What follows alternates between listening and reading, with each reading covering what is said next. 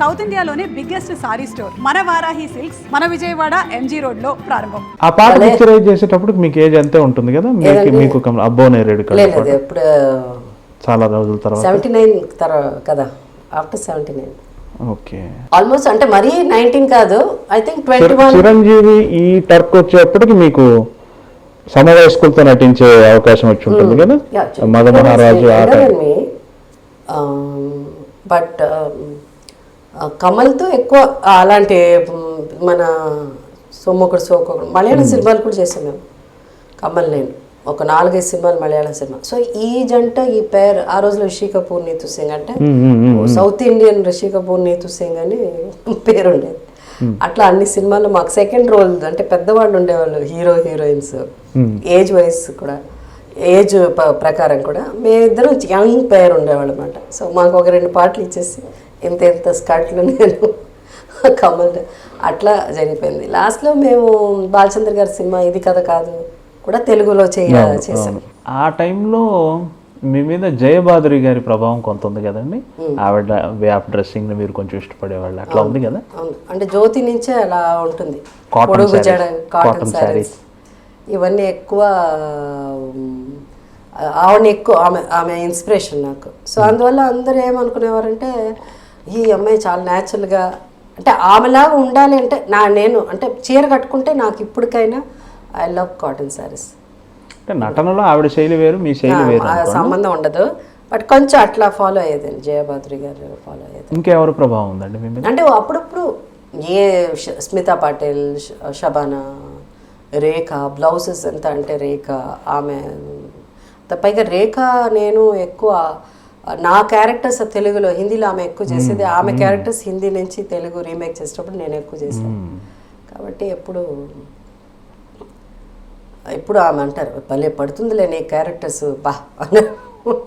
ఎప్పుడైనా ఈ రేఖ హేమాలిని వీళ్ళంతా కలిసినప్పుడు మీతో ఏ లాంగ్వేజ్లో మాట్లాడతారు? హేమాలిని గారు పెద్ద పరిచయం లేదండి, కనిపించినప్పుడు ఏదో పెద్ద అంత ఇది లేదు. అంటే తెలుగు వాళ్ళే కదా అని హేమాలిని తెలుగు తమిళ. రేఖ గారు తెలుగులో మాట్లాడతారు, షీ స్పీక్స్ ఇన్ తెలుగు.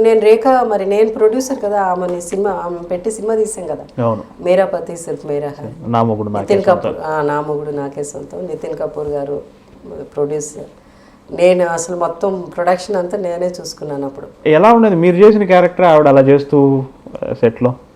అసలు మనకు అది ఉండదండి, వాళ్ళు ఏం యాక్ట్ చేసినప్పుడు. రేఖ అంతా మనం అసలు ఆలోచించడానికి, ఎందుకంటే ఆమె కూడా కొన్ని దీంట్లో నాకు ఇన్స్పిరేషన్స్. ఈజ్ వండర్ఫుల్ యాక్ట్రెస్ ఆమె. ఇంకా అక్కడ వెళ్ళేసరికి ప్రొడ్యూసర్ కదా, ఈ కాస్ట్యూమ్స్ ఆ కాస్ట్యూమ్స్ వాళ్ళు వస్తున్నారా, ప్రొడక్షన్ చూసుకునేవాళ్ళం కదా, భోజనాలు వచ్చిందా, కరెక్ట్ టైం. ప్రొడ్యూసర్గా ఉంటే ప్రొడ్యూసర్ అంతే, మా ఆయన ప్రొడ్యూసర్ నేను ప్రొడక్షన్. ఏదైనా అంతే కదా. అంటే ప్రొడక్షన్ అంటే కాస్ట్యూమ్స్ అంతా రాధికాకేమో నేను కాస్ట్యూమ్స్ డిజైన్ చేశాను, రాధిక చేసింది ఇంకొక. అవును. సో నేను కాస్ట్యూమ్ డిజైన్ చేశాను. అందుకని ఇట్లా అలా ఇలా తిరగడం. ఆ టైంలో నేను క్యారింగ్ కూడా. సో అంత పెద్ద 4 months 5 months 6 months ప్రెగ్నెంట్ అప్పుడు అట్లాగే పనిచేసామన్నమాట.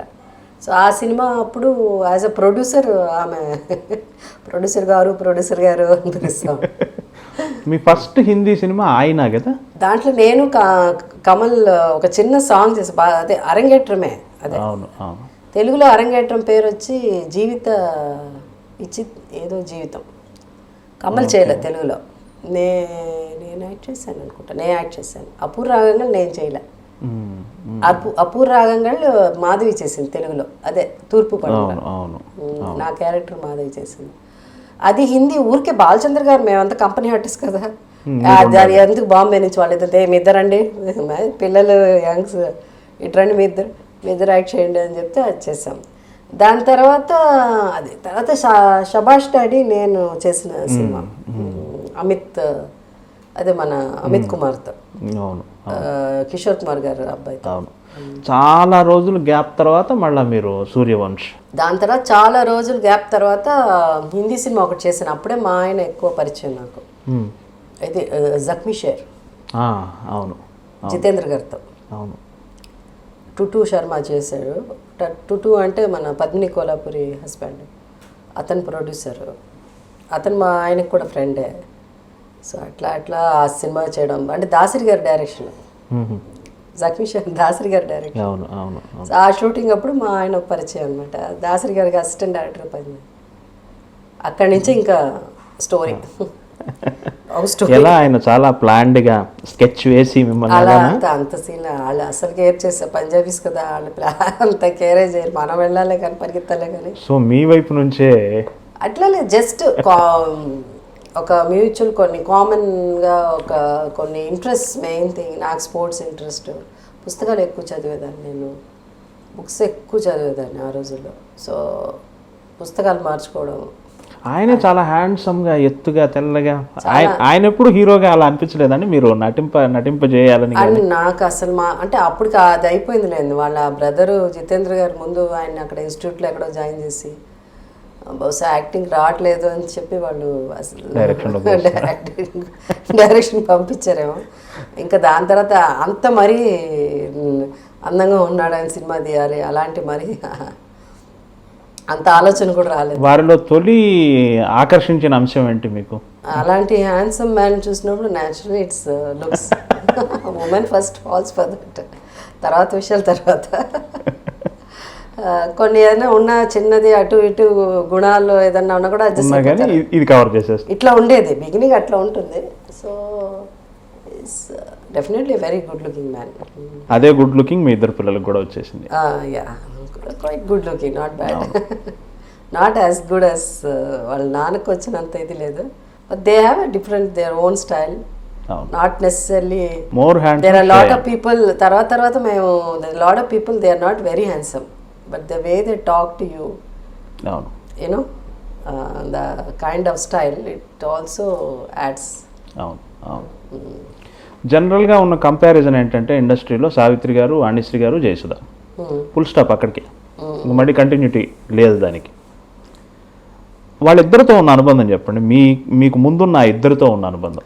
సావిత్రి గారు తమిళ సినిమా ఒకటి చేశానండి ఆమెతో, నాకు మదర్గా యాక్ట్ చేశారు. ఆల్మోస్ట్ మీరు వచ్చేప్పటికే ఆవిడ కెరీర్ దాదాపు అంత్యదశలో ఉంది. Not keeping well also at that time. Okay. So hardly any interaction పెద్దగా లేదు. ఓకే. దెన్ ఈ అరంగేట్రం అన్న తమిళ సినిమాని తెలుగులో దాని విచిత్ర ఏదో జీవితం అండి, ఏదో జీవితం, ఏం జీవితం గుర్తులేదు నాకు, సంథింగ్. గుళ్ళపల్లి నాగేశ్వరరావు గారు తెలుసు కదా, వెరీ వాస్తు ఇది అంతా వెరీ ఫేమస్. బట్ ఆయన actually is a producer. So ఆ సినిమా ఆయన తీశారు. దాంట్లో తమిళ్లో ఆవిడ చేయలే, కానీ సావిత్రి గారు తెలుగులో సావిత్రి గారు చేశారు నాకు మదర్గా. అప్పుడు కూడా చాలా తక్కువ ఇంటరాక్షన్. అంటే ఇంకా చాలామంది మేము కూతుర్లు కదా, ముగ్గురు కూతురు, నలుగురు, ఎక్కడ గుడ్ మార్నింగ్, నమస్కారం అమ్మా, బాగున్నామ్మా అంతే. She was more into not very into not really keeping well. So she was tired and she lost that ఇది అప్పటికే. అందువల్ల పెద్ద ఇంటరాక్షన్ ఏం లేదు. వాణిశ్రీ గారు అంటే, వాణిశ్రీ గారితో నేను బిగ్ ఫ్యాన్ ఆఫ్ వాణిశ్రీ గారు. కృష్ణవేణి, ఆ సినిమా, ఈ సినిమా అదంతా.